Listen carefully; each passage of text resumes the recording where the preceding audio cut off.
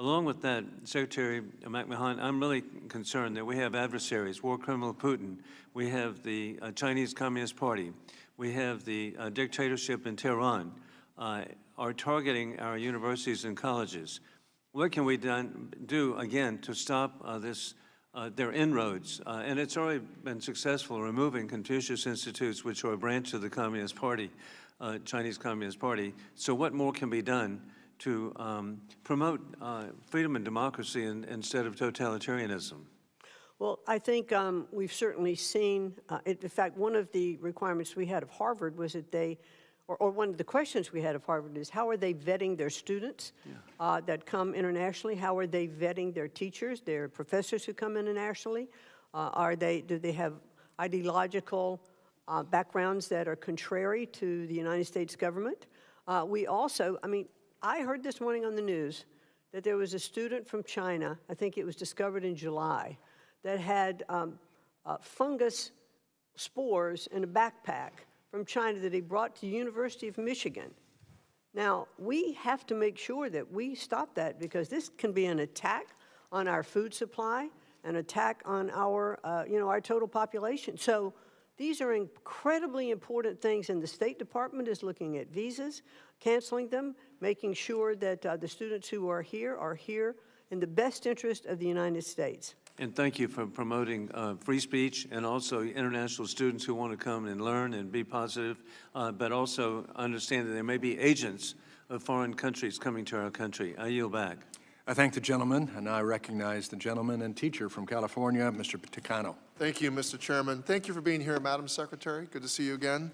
Let's get right to it. Madam Secretary, do you believe that the federal government is legally or constitutionally permitted to punish a private entity for having a different viewpoint than the administration? What do you mean by that? Well, does the government have the power, or legally, or is it legal or constitutional for you, the Secretary, to punish a private entity for having a different viewpoint than the administration? I don't know what you mean by punish. Can you be more specific? Well, let's move on.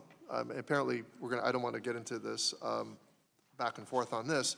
Let me say, this poster here, you gave an interview on CNBC on May 28th, and discussing the cancellation of Harvard University's federal funding, grants, and contracts. And you said, and I quote, "Universities should continue to be able to do research as long as they're abiding by the laws and in sync, I think, with the administration and what I think the administration is trying to accomplish."